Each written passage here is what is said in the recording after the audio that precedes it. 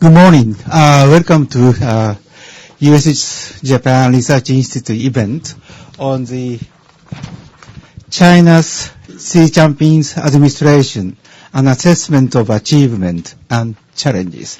We are very sorry for being late of the starting of today's seminars because of the snowing.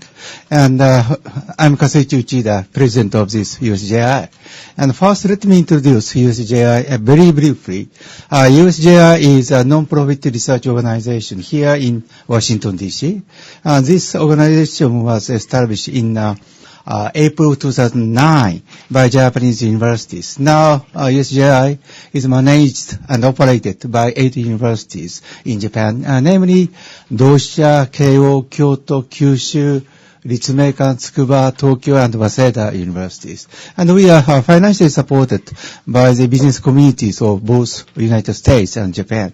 The mission of USJI is to dispatch policy-related research based on academic research to wider communities and to formulate the research groups on the U.S.-Japan relationship, and also to facilitate the communications between the policymakers and academics.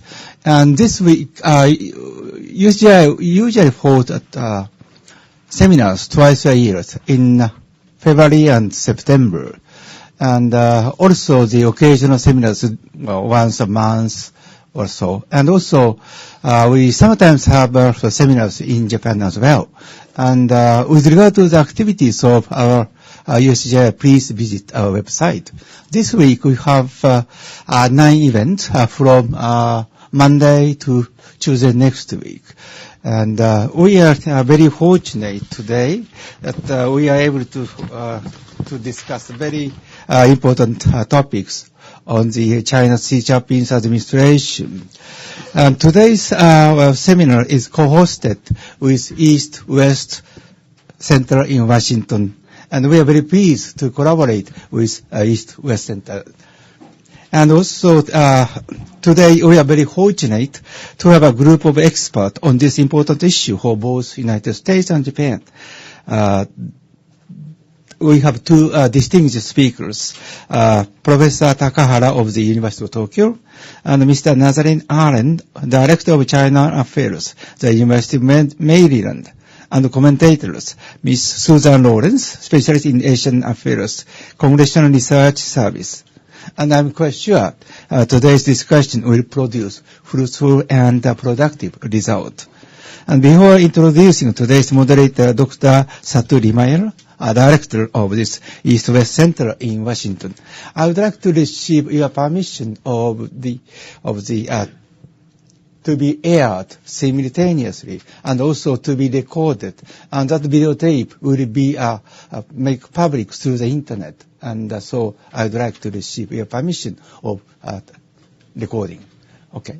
Thank you very much. So, Dr. Limayer, please. Thank you very much, Uchida-sensei. Good morning to you all, and thank you for joining us this morning. We have an absolutely first-rate lineup of speakers on this important topic. It's kind of a funny snow day, as Uchida-san said, for an organization whose headquarters are in Hawaii, to be apologizing for snow. And also, I have a delegation from Syracuse University coming this afternoon. But just for safety, I checked with them whether, in fact, they would be coming. And, of course, they found it very humorous that I would ask a group from Syracuse, New York, which is used to, dozens of inches of snow, whether they would have a program. But they are coming. So Uchida-sensei has introduced our wonderful panel. You have their bio information, so let's maximize the time for their comments and for the interchange. Just a reminder again, we are on the record. It is being webcast live, and subsequently will be posted on the website of our organizations. So with that, let me first and foremost invite Akio Takahara to start us off, and then we will move down the queue, and when they're done with their presentations, then we will turn to you for interaction, questions, and discussion. Sensei, please. Thank you very much. My thanks goes to USJI and also to the East-West Center, Dr. Limayer, and my fellow panelists who have kindly agreed to participate in this very important panel, I would say, because China's future, of course, is very important to all of us, not only to the Chinese themselves, but we are now so deeply engaged in various ways with China. So how China is going to develop, how China is going to be directed under the leadership of Xi Jinping is such an important topic to us all here. So I'm very pleased, and thank you all for coming despite this bad weather. Because time is so precious, let me just dive into the topic. I shall be touching upon three major topics. One is, what is the significance of Xi Jinping's anti-corruption campaign? Because anti-corruption is one of the areas where he has been so successful in the past 2 years or so under his leadership. The second point will be, what is the effect of tighter ideological and political control, which I believe is a big topic for many people here. The third point will be, what's the situation of the implementation of his economic reform plans? That will be the third. And finally, I shall try and summarize and discuss the direction in which China is heading under the leadership of Xi Jinping. So the first point is about the significance of his anti-corruption campaign. I would say that his anti-corruption campaign is one that is led by the red second generation of leaders, Hong Er Dai, which means this is the children of the revolutionary cadres. There's another word called princelings. Yes, princelings has the same definition. It's the children of the revolutionary cadres, but the implications are a bit different. The red second generation are people with the strong sense of ownership of the party, ownership of the system, as it were. So they have this urge to purify the party for the sake of its survival. So they are quite serious about the purification of the party. And it is very interesting, however, that their understanding of the Cultural Revolution, their experience of the Cultural Revolution is in substance very different, I would say, from the experience of the first generation. Yes, the second generation also suffered because of what their fathers did or did not. However, Xi Jinping and his friends in the government now seem to remember the Cultural Revolution as a successful experience in which they overcame the difficulties. So it's a success for them that they can look back and remember as a good experience of their success. And that's why the second generation do not hesitate in using the terminology that used to be used during the Cultural Revolution and so on and so forth. And also, reflecting on the previous administration led by Hu Jintao, I think Xi Jinping understands the importance of power concentration and the importance of grasping the control over the military. So anti-corruption is one of the important means for him to do these things. And anti-corruption has provided a powerful leverage, as it were, for Xi Jinping, for purging his potential political rivals and disciplining the military. So insofar as these issues are concerned, he has been rather successful. But does it help him in increasing his popularity amongst ordinary people? The general understanding is that it does. People are very happy about hitting all these big tigers, as it were. But when I talk to the people in Beijing, actually I'm living in Beijing at the moment as a visiting fellow at the Peking University. When I ask them, they would answer and say that, well, to tell the truth, it doesn't really matter to me. What's important for me is the daily living, how the economic situation is going to be improved or not. And, whether he hits this bad guy or that bad guy, it doesn't really affect me at all. So I'm not very much interested in it. So I would say that, yes, it does. It may help, but doesn't help him very much in increasing his popularity amongst the populace as a whole. The second point is about the effect of tighter ideological and political control. Let me make a few points here. First of all, Xi Jinping denies the existence of universal values. This is very important.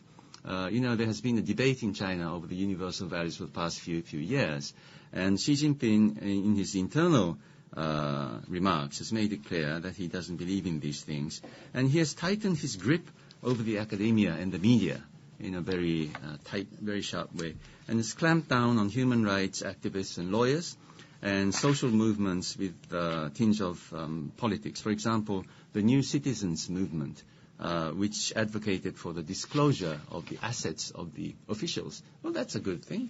Xi Jinping should be doing these things, but he doesn't want to allow anybody else than the party to take the initiative and promote these kinds of activities. So she doesn't have any sympathy for civil rights, but he fears any seed of unrest and turmoil. So there's a lot of fear amongst the leadership about what the people in general are thinking about the party. Point number 2, what does he mean by rule of law? In the previous plenary meeting of the Central Committee, the major topic of discussion was rule of law. But in fact, rule of law for the Communist Party is rule by law by the Communist Party in China. So with no institutionalized mechanism for checking and balancing of power, discipline of the officials will be short-lived. That's what I predict. It may be all right while Xi Jinping is in power, or while Wang Qishan, his sidekick, will be in charge of these disciplinary movements, but what will happen when they go? So this is an important issue that we should remember. The third point about political control is tighter control actually is alienating the cadres in general, and particularly those in academia and in the media. When I talk to people who work for the media, they say they're in deep trouble. They're really fed up because they have to write things that they don't believe in. Many young people are having deep trouble about this, and some have told me that they want to quit. It's a very difficult situation.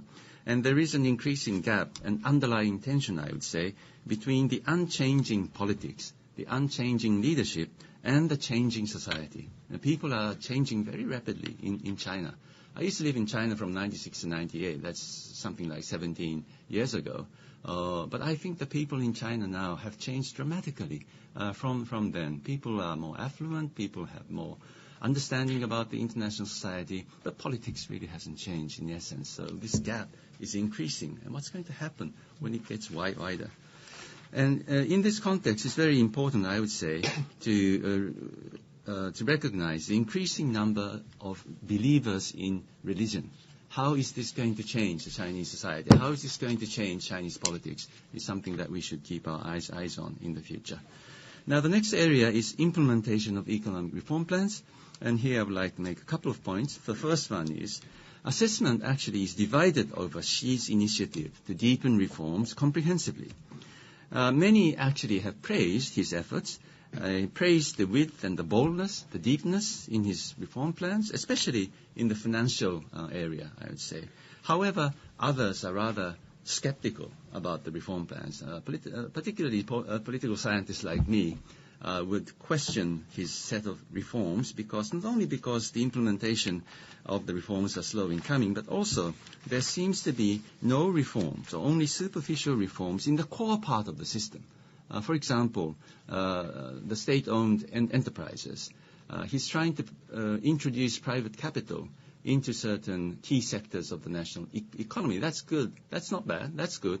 But you won't change the oligopoly of the system. That's the problem. Monopolies or oligopolies are the issues, and he has to actually dissolve all these huge enterprises. But he's not doing that. He's only introducing new capital, private capital, into the oligopoly, which means he's reinforcing the oligopoly. So without fundamentally dissolving the SOEs, he will not succeed in the actual aim of the reforms. What about distribution? We all know about the problem of increasing gaps, the income gaps in the Chinese society. But has he been successful in introducing any substantial reforms in the distribution system? Not really. What about the central-local relations? The localities don't listen to what the center says. Not much has been done there. And what about the political system? Is there any reforms there? Not really. When Jiabao, when he was prime minister, he used to say that reforms in the state-owned enterprise system, reforms in distribution, they are very important. We have to do these things. But in order to do these things, we need political reform. Because there's opposition, there's powerful opposition against these reforms, against the vested interests. But none of these seem to be coming. But without these reforms, economic slowdown, environmental degradation will exacerbate. sooner than expected, I would say. And that could undermine the legitimacy of the Chinese Communist Party rule and the stability of society. The so-called collective incidents of social unrest increased substantially last year, in 2014, according to the Institute of Sociology of the Chinese Academy of Social Sciences. So the key question is, I would say here, in terms of maintaining the stability of society, is the state of the state finances. Whether fiscal income can keep on increasing at the pace that it has been increasing in the past years. And at the moment, it seems to be okay. The central government does have money to deal with a lot of the issues. But what about the future? So we should be watching carefully about the economic situation in China, and particularly the state of the state finances. And finally, let me just sum up by discussing briefly about the direction in which China is heading under the leadership of Xi Jinping. I would say Xi Jinping is trying hard to maintain the vibrancy of the economy by deregulation, more marketization, as it were. Although, as I said, he's not really tackling the core part of the system. But at the same time, he's trying to tighten the grip over politics and discipline and ideology. So that means that on the one hand, he's moving his right leg to the right, but he's moving his left leg to the left. So that means there's no sense of direction, really. Where is China heading? It's very hard to tell. So many in China are actually worried about the future of their country, of their society. And one way to increase the centripetal force for Xi Jinping is to arouse nationalistic sentiments amongst the people. And that's what he's been doing very much in the past 2 years too. There's no time for me to discuss that. If there are any questions, I'll be very happy to answer. But nationalism, I would say, is like opium. It works, but it is addictive, and it will kill you in the end. I'll stop here. Thank you very much. Thank you very much, Sensei. We now turn to Nathaniel or Nat Ahrens from the University of Maryland and also, of course, from CSIS Hills program. Please, Nat. Thank you. I'd also like to thank President Uchida and the U.S.-Japan Research Institute and Satu and East-West Center for putting this together, and all of you for braving the weather. It's a great turnout. Even if it was beautiful and sunny, this is a great turnout. And I think this is an important conversation to be having right now. The topic we're given is to look at the achievements and challenges of Xi's administration so far. And this is a good time to be doing this because they're actually doing something very similar in China. There's a lot of these proposals that have been put out for reform in the third and fourth plenum, and now as we're leading up to the next the two meetings for the People's Congress, there's also a readjustment of where those policies are going and how they're being vocalized or explained to the Chinese people. And I think the easiest thing to do, if we're looking at achievements of the last 2 years, is to go through a laundry list of some of Xi Jinping's accomplishments. You'd probably start with the anti-corruption campaign with Zhou Yongkang, Ling Jihua, Xu Caiho, go through the whole list, look at the third plenum economic and governance reforms, the legal reforms from the fourth plenum, the consolidation of power. But I don't think just simply listing out those accomplishments gives us a really clear picture of what's been happening in China over the last 2 years, and it certainly doesn't provide a good basis for looking on where things are going. It's really important, I think, to get the narrative for what's been happening over the last couple of years right in order for us to predict where things are going in the future. So over the next 10 minutes, I want to build a case for what I think that narrative is, explain briefly where we're at right now, and maybe suggest where I think things are going.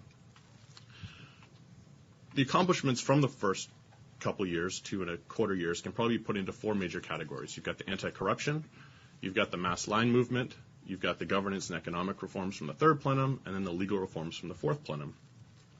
And we tend to view these in isolation. Everyone's interested in, for instance, from a foreign business perspective, what are the economic reforms, what's happening in the state sector. And it's not that this analysis is without value. It surely is, and you need to look at all these separate reforms. But I think if you don't get the overall narrative right, it's very hard to figure out the intent of what all these policies mean collectively for China.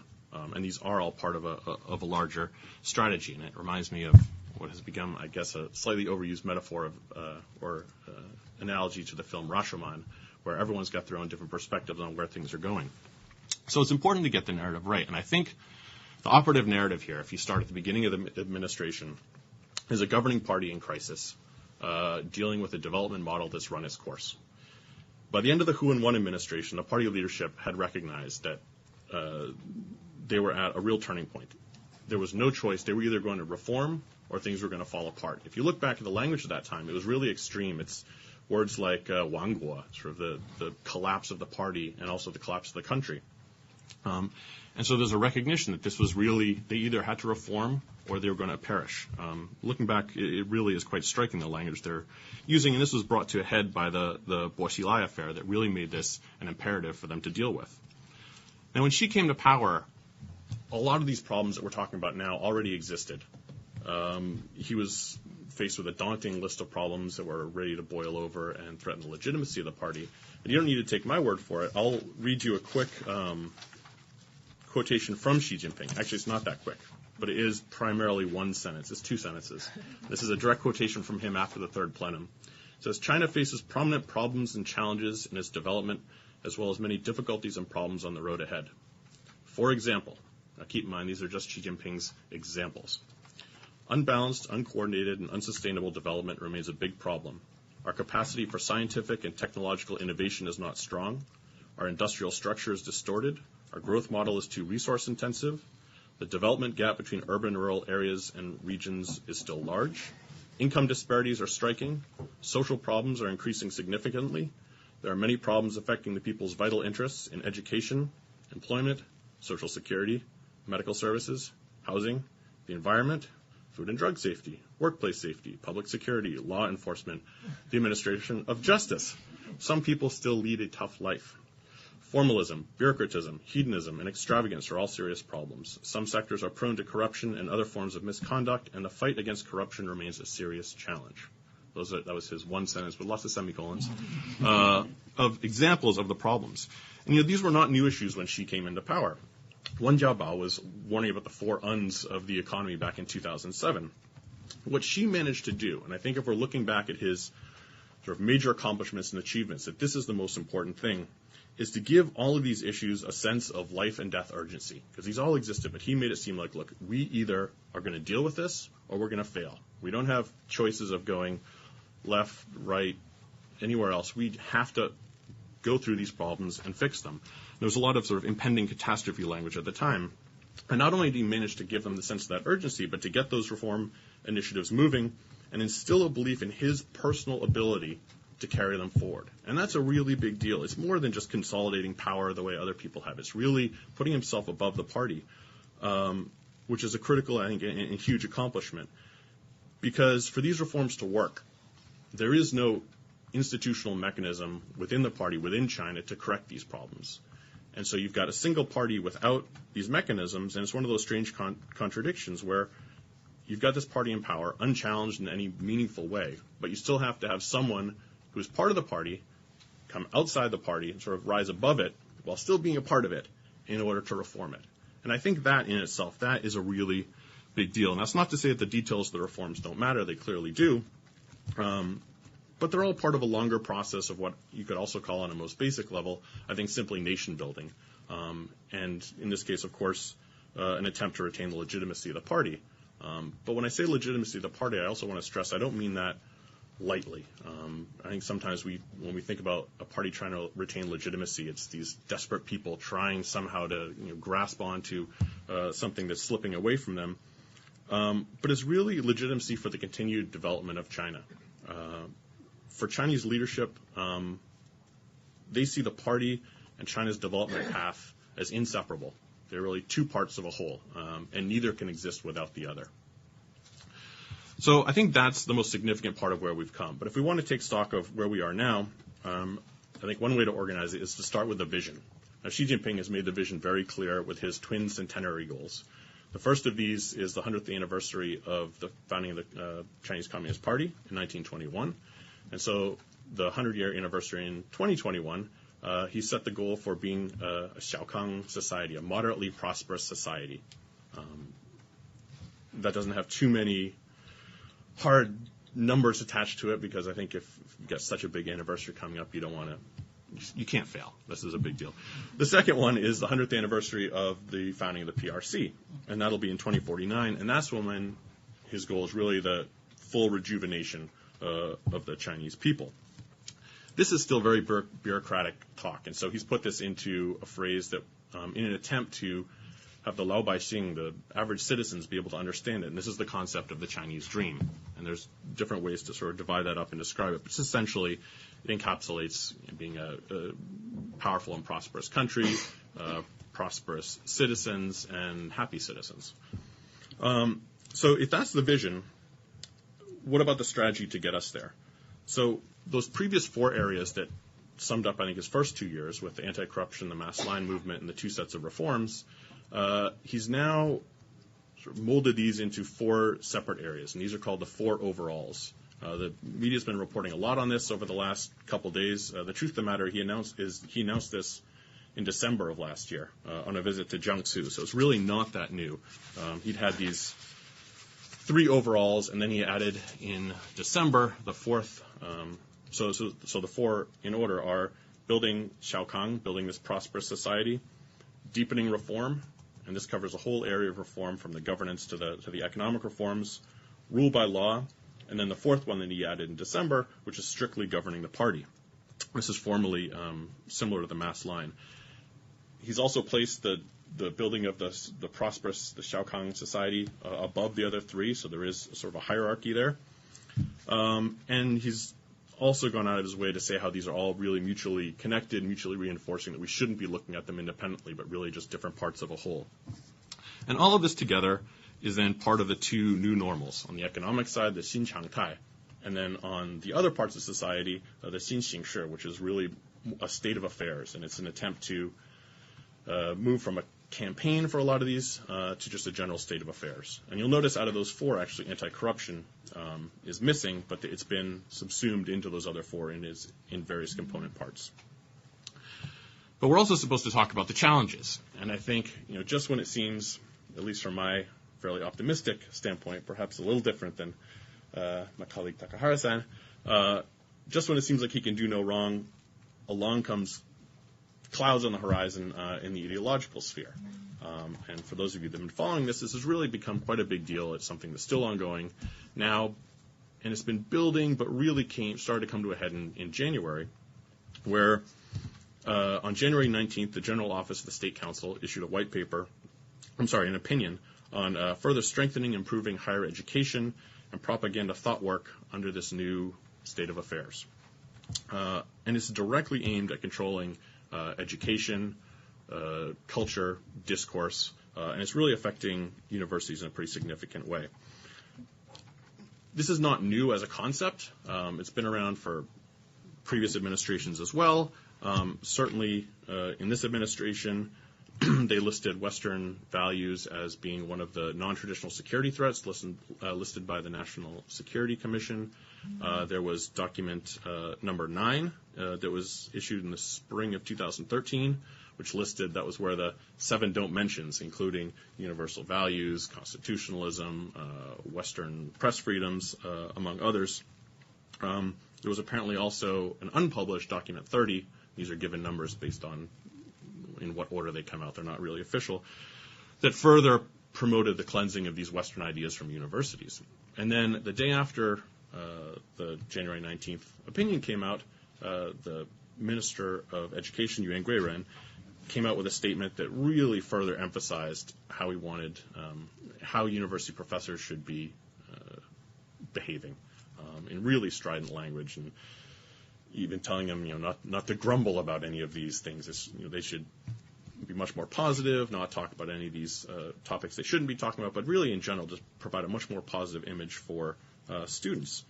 And I guess I'm running out of time for my part, and if we want to get more into this more in discussion, I'd be happy to. But I think the fundamental reason for this, and it is something to be taken seriously, I don't see it letting up in the near future, is leadership has realized there's a huge generational gap, that students and young people in China right now don't have that sort of shared experience of where things are coming from. I don't know how old someone would be in college right now, but I guess they'd be born in the early 90s probably. They just have a fundamentally different experience of where the country's come and what brought them there. And so this ties into the speech on Deng Xiaoping's 110th birthday, where we were talking about the 2 30-year periods. And I think a lot of this is direct, even though it's focused on professors, the end goal of this is for them to figure out a way to bring that next generation up, provide some continuity and ideology between those generations. So why don't I stop here, and then if we want to talk more about that discussion, I'd be happy to. Wonderful. Well, we've had two terrific presentations from Nat Ahrens and Takahara Sensei. Let me now turn to Susan Lawrence from the Congressional Research Service, who's our commentator today, and she's going to pull together some threads before we move into discussion. Susan, welcome. Thank you. I think I'm going to raise questions on a lot of things that both of you said. One question that kept coming to me as you were both speaking, Takahara-san was talking about the anti-corruption campaign, Nat was talking about in the ideological context, but I'm wondering how much influence the demise of the Soviet Union has on Xi Jinping. We heard very early on there was a leaked speech in which he talked about the collapse of the Soviet Union, the lessons that China needed to learn, the idea that China wasn't going to have that happen to China, something about being a real Han, right? That being man enough somehow to face down threats to the party, that the Soviets hadn't been man enough to do that, but he would be. So I'm just wondering the degree to which the specter of the demise of the Soviet Union kind of hangs over everything that she is doing here, and perhaps maybe explains a little bit what Nat was referring to as the right leg going one direction and the left leg going another direction. That was Takahara-san. Okay, anyway, what perhaps unites that is the sense that this is what you have to do to save the party, that, an analysis that where the Soviets went wrong was not reforming their economy and letting go on the ideological front, particularly on the media front, allowing media freedom. So just a question about the impact that the Soviet Union experience might have on Xi's thinking and the broader leadership's thinking.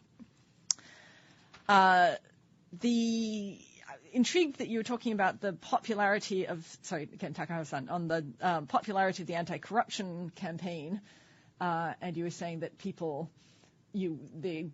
general consensus is that the anti-corruption campaign is a populist thing, that it's increasing Xi Jinping's popularity with the people. You were finding that people kind of shrugged and said, yeah. And I'm just wondering what degree there's cynicism there about the campaign. It's not just that it doesn't affect people, but is there actually cynicism there too? Do people think perhaps, are there questions about the due process or lack thereof afforded to people who are targeted, about the people who are targeted? There is, I think one does hear a sense that corruption is so widespread that there are always questions about why do certain officials go down and not others.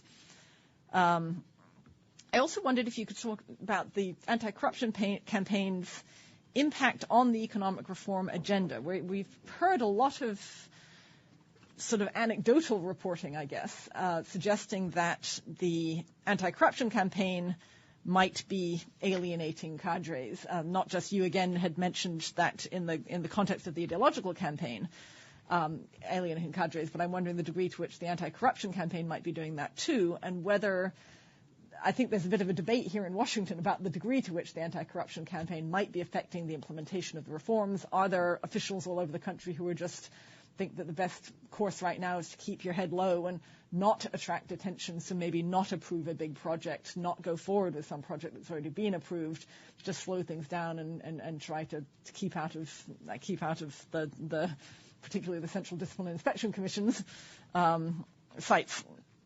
So question there. And finally, we had that intriguing mention I'm trying to remember exactly where it was, but it's a piece of party media about the danger of factions, which seemed to be in the context of perhaps the Ling Jihua set of people who've gone down with him in the anti-corruption campaign, and also Zhou Yongkang. But I wonder if you're hearing whether we're going to be hearing more, I guess, about some kind of a campaign against factions within the party, and how serious do you think that is of an issue? Are there live factions out there that are really pushing back against what Xi Jinping is doing? On your point on ideology, I just wonder the degree to which this ideological campaign also has history as a component. To what degree is the party trying to ensure historic conformity in views of history? And particularly, of course, this is a big history year because of the 70th anniversary of the end of World War II. And I know that we hear that there is considerable concern within the party about this, what the party calls historical nihilism, this notion that people within China are questioning the role that the Communist Party played during World War II, and questioning whether the Communist Party really had its heart in saving China in World War II, or was in fact more focused on building up its strength to take on the Kuomintang at the end of the war, and was the KMT actually doing more to defend China? And the party seems very concerned about that, and I'm wondering the degree to which that might be playing into the ideological campaign, the sense that we have to really rein people in. We've got to put down some parameters for education because we can't have people asking these kind of questions. We've got to try to unify people's views on this. On religion, you were saying that you're seeing many more people now turning to religion. I just wondered if there might be any implications there for Chinese policy towards Tibet. We again have seen reporting that particularly wealthy Chinese, a lot of wealthy Chinese are beginning to sometimes practice Buddhism, Tibetan Buddhism themselves, to be more sympathetic to relate more, I guess, to the religious side of the Tibetan culture, and I wonder if that might in some way play into longer-term changes. On the economy, just a question, you were saying that state-owned enterprises need to be dissolved for economic reform to happen. And I just wanted to kind of push you on, is that really necessary? Do they really need to dissolve SOEs in order for reforms? I mean, the party put out that very detailed reform agenda. And yes, that was conspicuously missing, was the SOE piece, but there are a lot of other pieces to the economic reform agenda which seem to be responding to a lot of concerns that economists have had. On income distribution, you were saying that you don't think that much has happened to improve there. I just wondered about the urbanization campaign and the hukou reforms, the household registration reforms, and the degree to which those might ultimately bring about perhaps slightly better income distribution across society. And on political reform, again, a piece that it's not a fundamental reform of the whole system, but nonetheless a political reform perhaps would be this change in the evaluation criteria for cadres. You were saying that without political reform, there are certain problems that might continue to fester, like economic degradation, environmental degradation.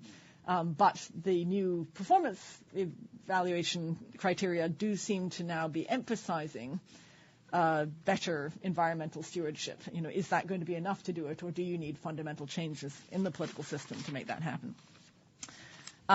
Nat was talking about the life and death urgency of some of the huge challenges facing the party. I would have the same question about the degree to which the Soviet Union experience is playing into that sense of the tremendous urgency that the party is putting out there. I was also intrigued that you were saying that about Xi, that he has tried to instill in society a belief in his personal ability to solve problems, and that you also said that you felt that he is rising above the party.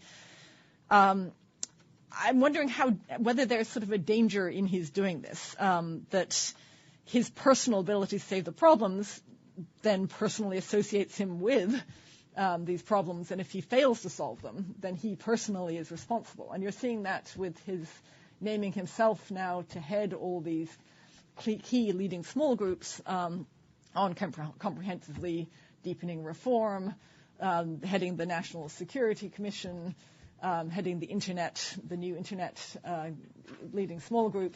He seems to be, I guess my sense, I feel like he's not necessarily rising above the party, but in fact he's putting himself very personally in responsible positions, and could be held responsible if none of these reforms don't happen. So I guess sort of thinking about it from another perspective. He might have succeeded in personally instilling people the belief in his personal ability to solve problems, but if he fails, then what are the consequences for him? The 4 overalls is very intriguing because it's this wonderful Chinese numerology thing that it's always the 3 this and the 4 that.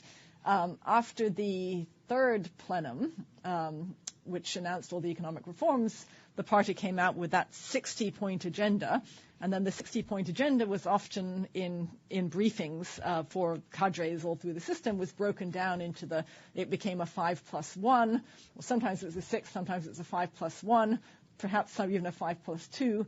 So it sort of seems that you've now taken the 5+1 and you've consolidated it down into 4 overalls, and I'm wondering what we've lost in the process of doing that. And 2 that sort of just leapt to mind. One is, I think of those 5+1, one of them is ecological. It's focused on ecology, right, on basically on environmental stewardship. And I don't see that now in the 4 overalls. So has that been lost, and what are the implications for that, particularly given Obama and Xi having just in November, to great acclaim, come up with these voluntary separate pledges on reducing or capping greenhouse gas emissions and reducing them in the U.S. case.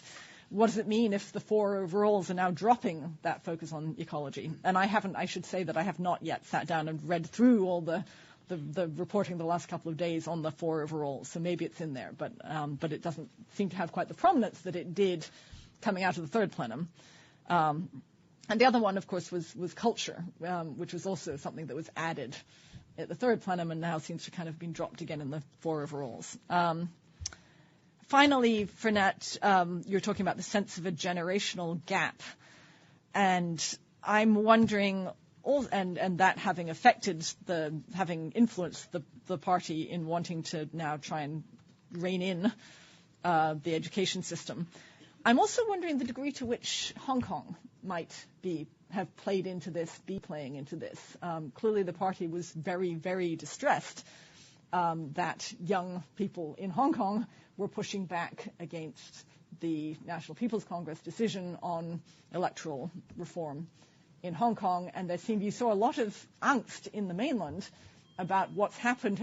Suddenly there's this generation of Hong Kong students that we don't understand. We don't understand where they're coming from. Clearly, there's something wrong with their education system, because otherwise how could they be pushing back against us? And I'm wondering if that sense of urgency sparked by the Hong Kong protests might then be playing into the policy in the mainland towards education.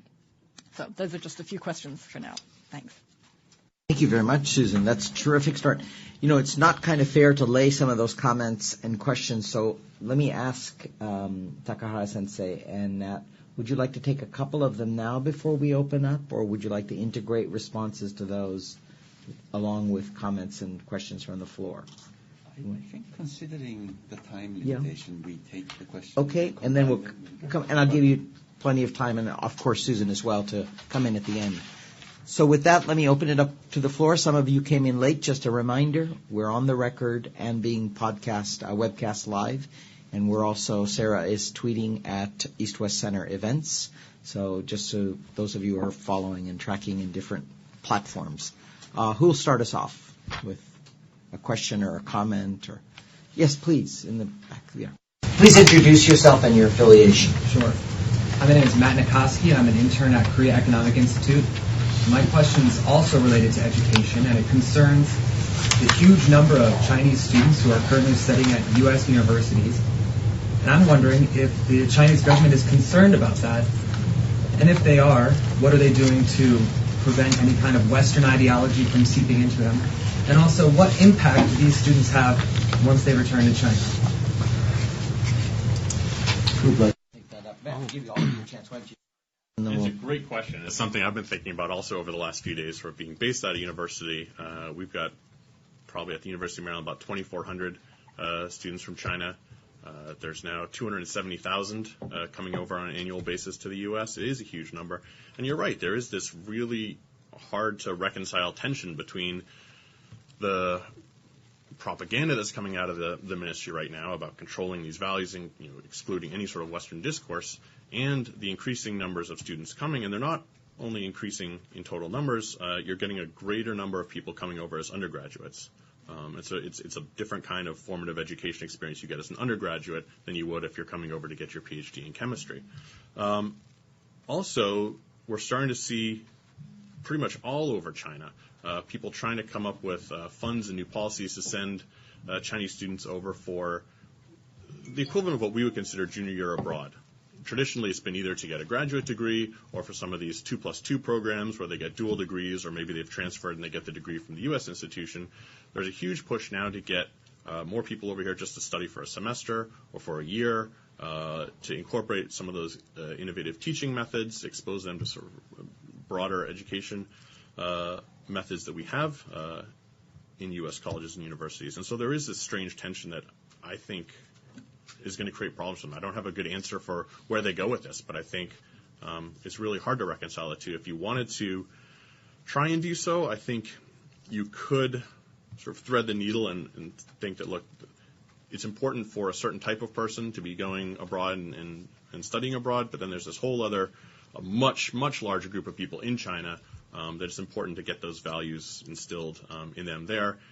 And a lot of, I think, how this new campaign is going to get translated into practice are going to be some more of these thought classes, ideology classes. And so I don't know how well those have worked in the past. I think for younger generations, there's a lot of people that snooze through them or look on their phone and do other stuff and chat on WeChat with their friends. But there are going to be more classes, and perhaps those are going to happen earlier in the education process, especially as freshmen, first-year university students in China before they go abroad. I don't know how much of an impact that's going to have. Takahara-sensei, do you want to come in before we turn to Susan on this question? On this question, I think up to now the Communist Party is deeply worried about the political tendency of those who went abroad and studied. So in the Politburo, there are 25 Politburo members, but there's only one that went abroad and did a degree in a foreign university. And this person went to North Korea. So whether this is going to change in the next generation of leaders or not is something we're watching very closely. But they can go back and go into economics. That's no problem about that. But when it comes to the political core, they're not allowed to come in. Susan? I read that well. I think maybe let's take other questions. Who's that? Yes, please. Yeah, my name is Rong Fei, intern at the Stimson Center. So my question is related to Taiwan. Okay. Especially next year, there will be a presidential election in Taiwan. And from the current situation, it's likely that the sort of anti-unification party, EPP, it's likely they will be selected into the government.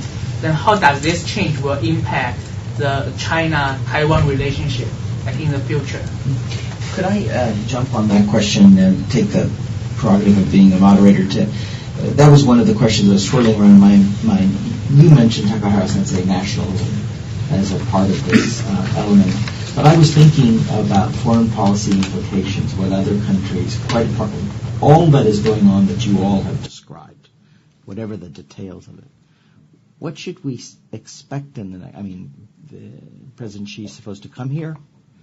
There's a whole bunch of issues on the table. The Yang Jiechi and National Security Advisor Rice meeting articulated the North Korea and the Iran as two sort of things that were mentioned, particularly in the statement. But what should we expect? What kinds of things should people be looking for, apart from the question on Taiwan for foreign policy and security behavior by China? Should I start? Please start. We'll go down the line. And I do hope I'll have time to answer Susan's questions. But first of all, this particular question, it's a very delicate picture for the CCP because on the one hand, they feel that they need nationalism to support their power and to unite the nation, to unite the party. But on the other hand, in order to focus on their very difficult domestic questions, they must have a peaceful international environment. And how can these two be achieved at the same time? It's not quite easy. So with Taiwan, yes, I think if the DPP wins the presidential election, of course it's very much up to Tsai Ing-wen's policy to Beijing. But if she takes up a very challenging posture, as it were, it will increase the tension between Beijing and Taipei. And this may also be used by Xi Jinping as a way to unite the nation, to unite the party, and so on. I'll add a comment about the broader issue of nationalism and how it's going to affect the next year. I think the thing that worries me the most is how China's going to react to this 70th anniversary of the end of World War II in September. Already you're seeing a lot of preparations for that. There's people reporting that the PLA is already practicing their parade routines and getting ready for this. You're already starting to see some of this language creep into Xi's speeches.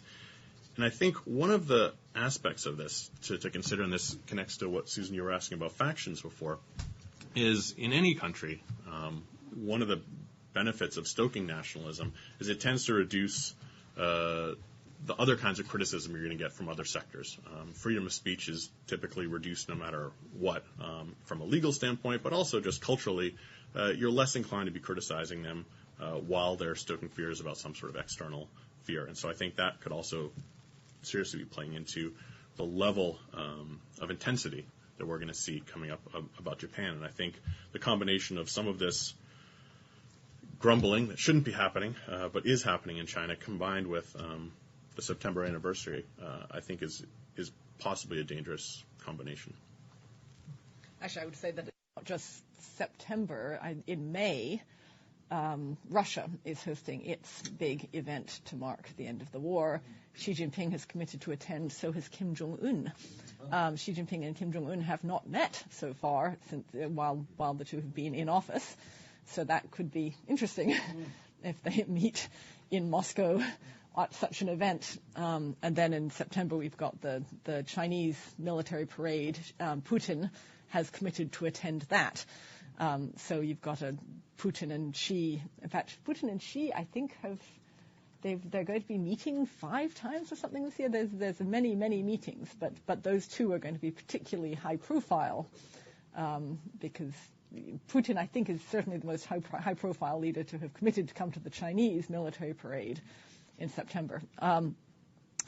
But broader foreign policy, I mean, on Japan, I think it's interesting at the same time that you have these very, very high-profile commemorations, we've also actually finally seen some movement on China-Japan relations. The two sides are now talking again, trying to work through issues. There was a long, deep freeze when there was no communication at the senior levels, and now that is eased. We had the 4-point agreement that led to the Abe-Xi Jinping handshake back at APEC. So you do see some signs that China wants to moderate this, doesn't want to end up with taking the Japan relationship into an even deeper nadir this year, does want to keep the talks going to try to moderate the messages that will be coming out on the history front during the year.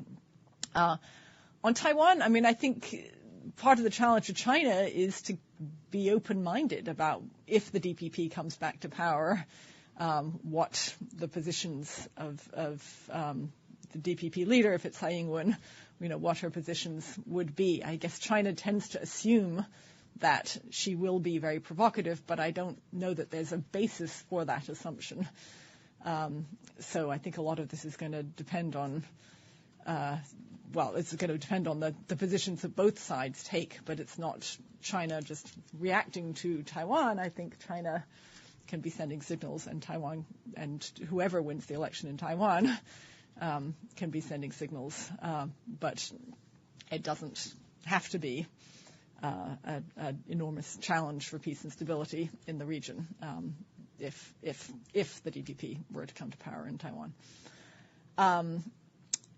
Other foreign policy, I mean, we have seen Xi being much more proactive, really launching an incredible flurry of initiatives. I mean, so many that I think a lot of the foreign policy people in China are having trouble keeping up with them all, just keeping track. But we've seen perhaps the biggest, most high-profile, several very high-profile things. One is this new Asian security concept that Xi Jinping rolled out in May last year.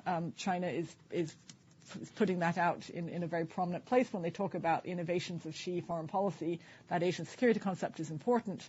That Asian security concept has an essential defining characteristic, the idea of Asia for Asians, and not necessarily for the United States. There's been language from China to try to say this doesn't mean pushing the United States out of Asia completely, but I think the U.S. has got a lot of questions about what this Asian security concept is really all about. There's also, China's got these two new initiatives, the 21st Century Silk Road Economic Belt and the Maritime Silk Road, which are taking China into areas of the world where China hasn't traditionally been terribly active. It's the belt is going to go through Central Asia, through the Middle East, up into Europe. Middle East, China's not traditionally been a big player in the Middle East, and now it could be. The Maritime Silk Route is taking China through South Asia, and then to Africa, to Nairobi, right? To Africa. Sorry, one of the big ports, and then up into Europe. And there's a $40 billion Silk Road fund to accompany that. So there's going to be a lot of money thrown around too. So that's going to be a pretty significant focus for Chinese foreign policy. That looking west idea that embodies. Just add one comment on that. I think that's a really important point. And this whole Silk Road strategy, the belt and the road, they're not simply lines you can draw to see where it's going. It's a huge network. It doesn't make a whole lot of sense until you give it this overall concept of a Silk Road strategy. And it's really, I think, a stroke of genius of how they've managed to how they've managed to sort of package all of this into such a nice overall package. And I don't know how many of you noticed that about the train trip, the train that went from Yiwu. I don't know if you've been to Yiwu, but it's a fantastic city where all these everything in the world is made. Went from there in November, I think November 18th or something, all the way to Madrid. And they did it in 3 weeks, which is a big deal. That's really fast, much faster than by sea, not a whole lot longer than by air, and especially right before Christmas season. This is a big deal because half of the world's Christmas products, or probably a lot more than that, are made in Yiwu. And to be able to deliver that on a month notice instead of the traditional time where they'd normally be shipping this stuff in August, and it gets around a lot of the port congestion that's happening, that's really quite significant. Very interesting. Yes, in the very back there, please, first, and then we'll come up here. Yes, my name is Nakagawa. I work at the World Bank. My question is about the environment degradation and pollution. Well, everyone knows that pollution in China is very serious, but I do not think that attention is being to the extent that it deserves. And I was thinking that APIC Blue would become one of the triggers, antagonizing the citizens or showing that combating air pollution in China is doable. However, it is very interesting that from the citizens' perspective and also the administration, Xi Jinping administration's perspective, first the citizens, they were not upset even after they were shown that it is doable. And that is one question that I would like to understand why. There are so many collective incidents all over China, very much protesting air pollution, water pollution, soil, but it does not seem that the APIC Blue has led to any such movements. And also, APIC Blue, I think it had the risk from the administration's perspective that it is doable. It was just the lack of political will that they are not doing anything substantial to manage the air pollution, and especially in the Beijing area. So from the perspective of the citizens and from the administration, I would like to know what is your assessment? Thank you very much. Please, shall we go down the line again? Air pollution effectively controlled, APEC.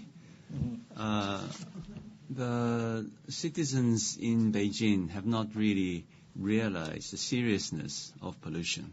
So once they find out that their children are actually getting sick or themselves are becoming affected directly by air pollution, until such tragedy happens, I'm afraid they will not wake up, as it were. And it is very important for the media to play a role here. However, it's difficult, as you know. So I'm asking the Japanese correspondents, when I have the chance to do so, to please report about what we call pollution diseases that in Japan we all experience very badly. I think all the points you make are good and fair. But also, I think everyone, at least in Beijing and Hebei in these areas, knew that during APEC, the APEC Blue came from everything just shutting down. You know, no one was going to work, they're not driving, their factories are closed, and there's a realization that, okay, there's no way to just flip a switch on a long-term basis and have that be a solution. I think if there were easier solutions on this, they'd be done. And I think there is increasing recognition. One of the things we do at the University of Maryland is we run one of the oldest training programs for Chinese government officials in the U.S., and we get people from all over the country.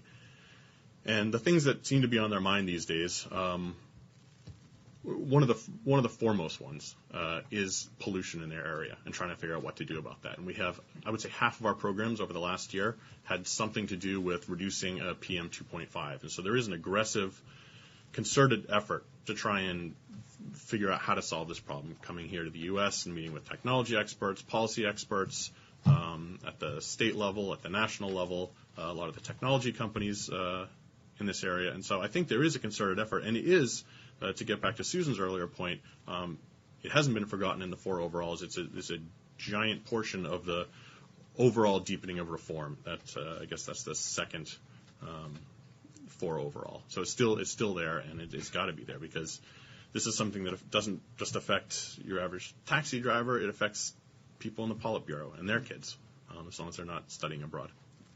Yeah, and I think there's very, very high consciousness in China of how awful the environment is. I don't think that people haven't noticed. And everybody I speak to talks about it in terms almost as if there's been a breach in the social contract. The social contract between the Communist Party and the people of China has been for a long time that the Communist Party delivers improved quality of life, improve higher standards of living in exchange for authoritarian government. And now suddenly people are saying, well, I'm making more money, you know, maybe I have better material goods, but if I can't breathe the air, is my life better? You know, is my quality of life improving? And the answer is no.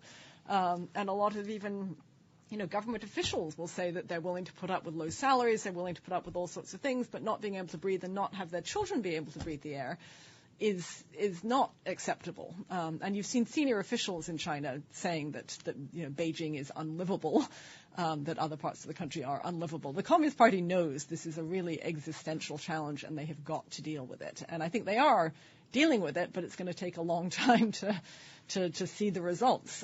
But you have seen a big push to develop renewable energies, basically anything other than the heavy greenhouse gas producing coal, reliance on coal. So you've had a big push to increase, to substitute natural gas. China's built these enormous pipelines through to Turkmenistan, you know, across Central Asia to Turkmenistan to bring in natural gas. They've got pipelines to Burma to bring in natural gas. They're trying to get more of the economy on natural gas instead of coal.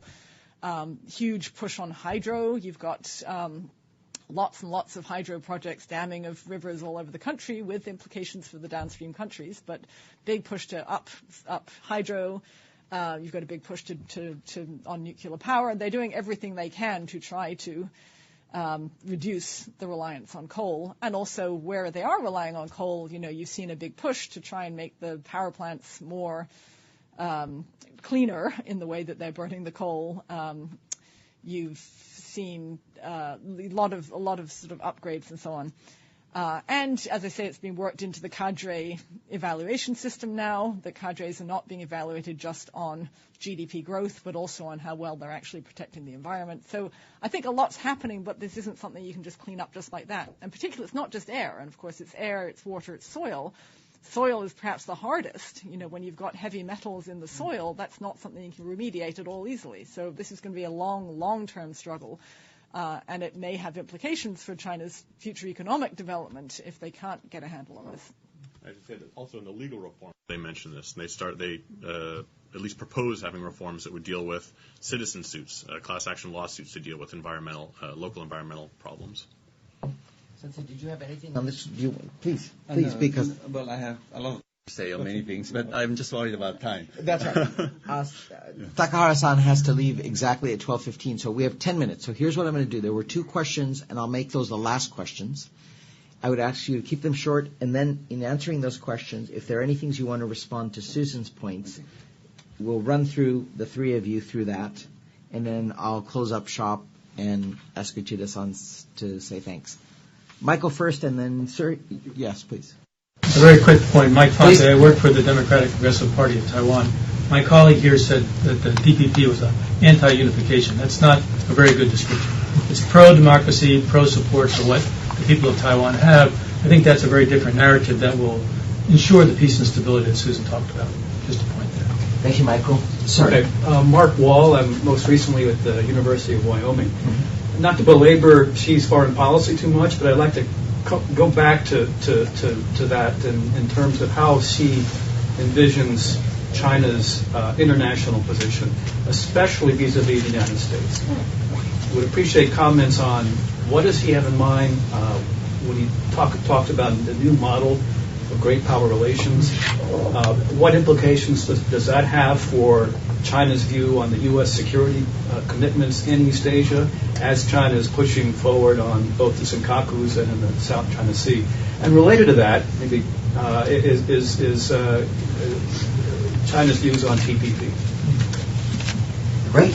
Let's start it up and go down the line. Thank you. Let me just begin from the last question about Xi Jinping's idea about China's relationship with the United States. I think by using the term the new type of major power relationship, he wants to be on an equal footing with the United States. And when he says that the Pacific is wide enough to accommodate the 2 big powers, it does give us some idea what he really wants. And it seems now the ideas inside China is divided over what to do with the East China Sea issues and the South China Sea issues. But some people are now openly saying that what Xi Jinping really wants is to subdue Japan and kick the United States out of the near seas, including both the East China Sea and the South China Sea. But if that is really going to be his policy, then there's no way that the 2 powers can be accommodated in the Pacific if you include East China Sea and South China Sea as part of the Pacific.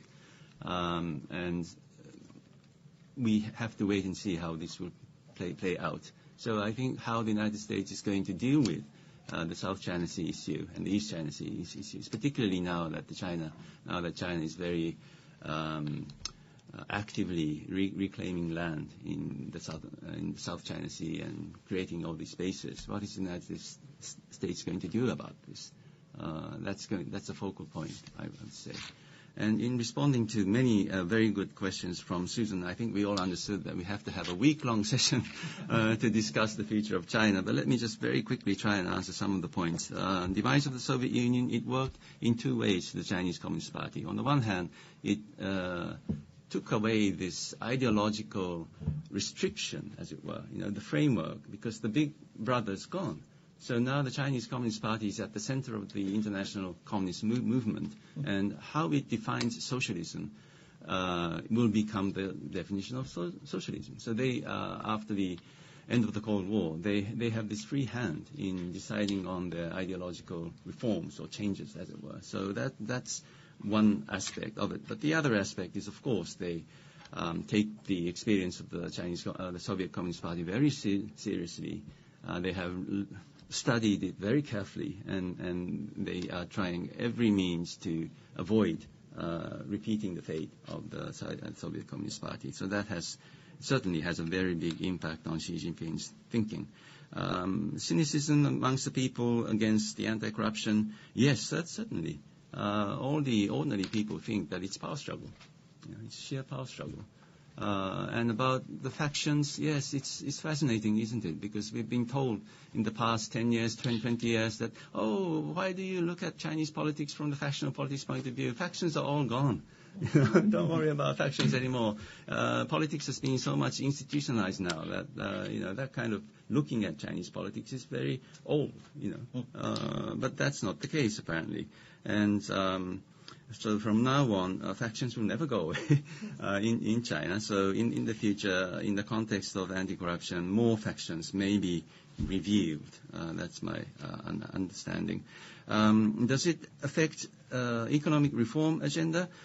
More, it will affect the economic construction agenda, I would say, rather than reforms per se. Certainly, it has lowered the morale of the cadres to do more business or to do more work because they'd rather not do anything rather than to be criticized by being corrupt. I suppose that's the case. And the component of history in ideological campaign, yes, history is always very important.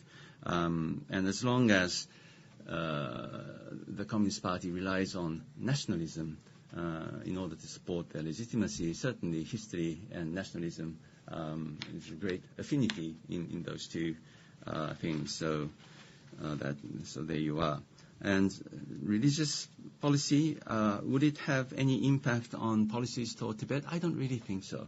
At the moment. I can't see any connections.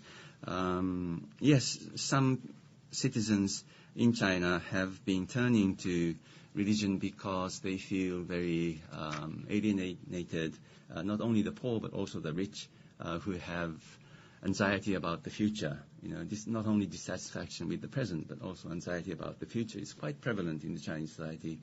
So many people, partly because of environmental pollution, but if they have the means to do so, they go emigrate outside the country. But if they decide to stay, many of them have turned to religion. But it has little to do with policies towards Tibet, as far as I know. Income distribution, what about the impact of the hukou system, the home domicile registration system?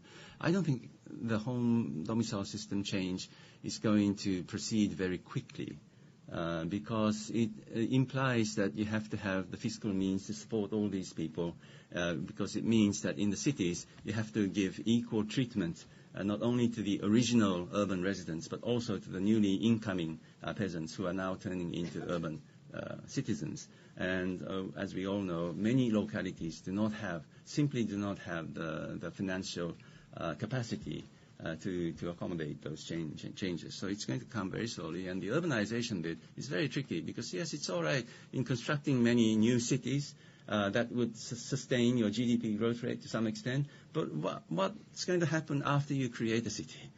How are you going to create jobs? So now all the local new urban cities are in a big competition to lure or in industry to their newly built cities. But there is a limit to the number of enterprises that can actually move to those places. So you have an empty city, or you have a city full of people with no jobs. So urbanization is certainly going to push up the unemployment rate in China, because up to now, the unemployment rate does not count the rural people. But once they become urban citizens, formally, the official statistics for unemployment should include these people. So I don't really have a very bright prospect about that. The political evaluation system is a very interesting question. I've been trying to look into this. Yes, during the Hu Jintao, the Yuan Chao, when the Yuan Chao was the director of the Central Organization Department, he tried to numerically assess the cadres. He introduced a new system, but it wasn't working very well. And therefore, under Xi Jinping, they are trying to reform the system once again. And Xi Jinping is trying to go the reverse way. Not to use too much the numerical standards or the indices, but rather to rely on the judgment of the leader. So I'm not sure how this is going to affect the environmental conditions at the moment, but the trend seems to be going the other way. Yeah. Well, a point I wanted to make about anti-corruption is that the Hills Program on Governance at CSIS, that's our primary focus is on corruption and anti-corruption.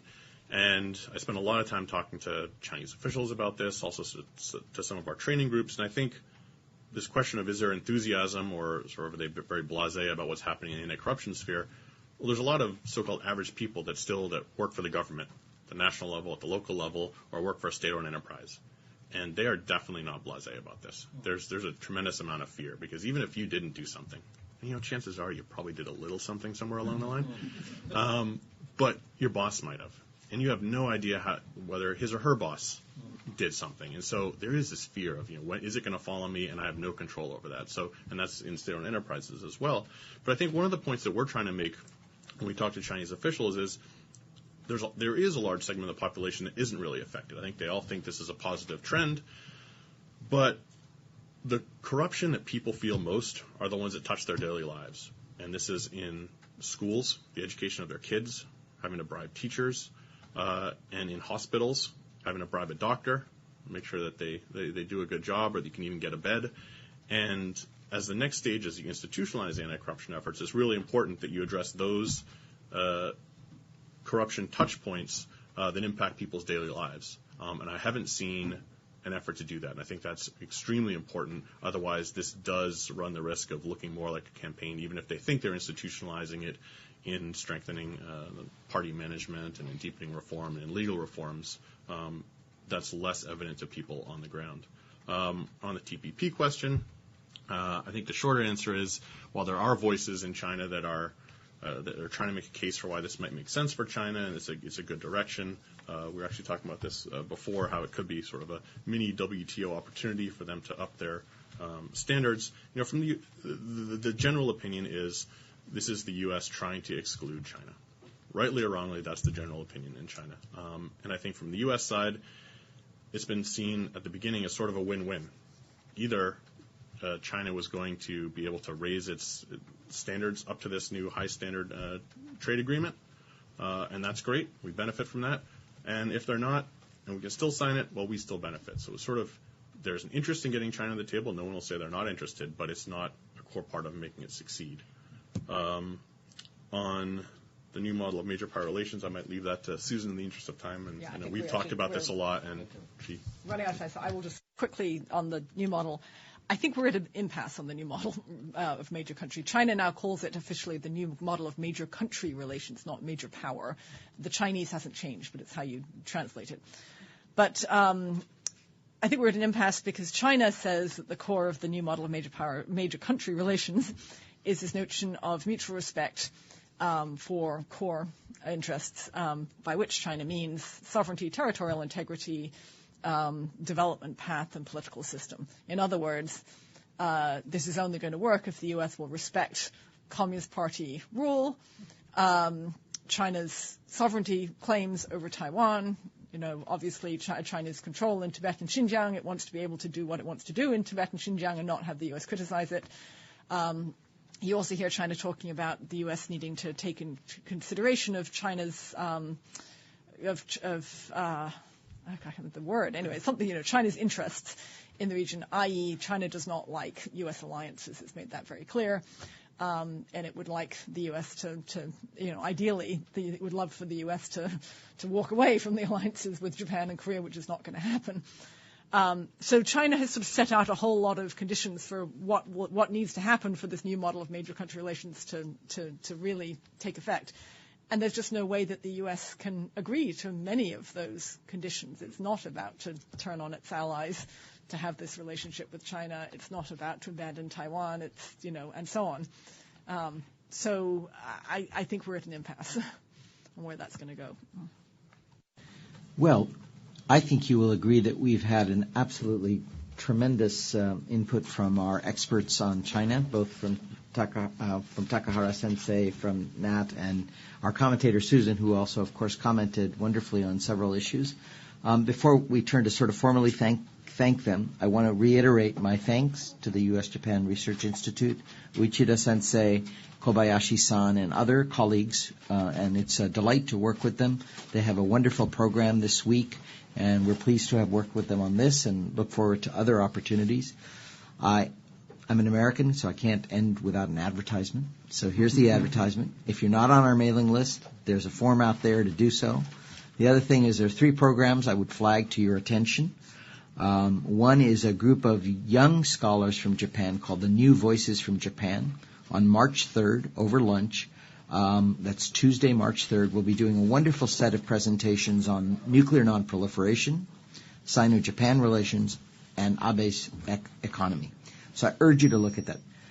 The third one, as Susan spoke a lot about Russia-China getting together, and I would love a ticket for the one where Kim Jong-un comes. So if you know how to get a ticket, let me know. On March 9th, Michito Tsuruoka, a colleague of mine at the National Institute of Defense Studies, Boisho Kenkyujo, is coming, and he has a very interesting topic. He's a Europeanist in the Japanese system, looking at Japan's policy towards Ukraine and Russia, and what that means for Russo-Japanese discussions also on the Northern Kurils. So that's the second. And the third, moving away from sort of maybe Northeast Asia, is our visiting fellow, ASEAN Fulbright visiting fellow, Jay Bathambakal, who is a professor and the head of the Maritime Legal Center at the University of Philippines, is doing an assessment of Philippines' arbitration case on South China Sea. Very interesting to look at what happens after the arbitration case and the implications for resolution on South China Sea. So those are some upcoming programs. Again, thank you for trudging through the snow and cold to be here and your flexibility on the timing. Thank you, USJI Uchida-san. And now, thank you for our wonderful presenters.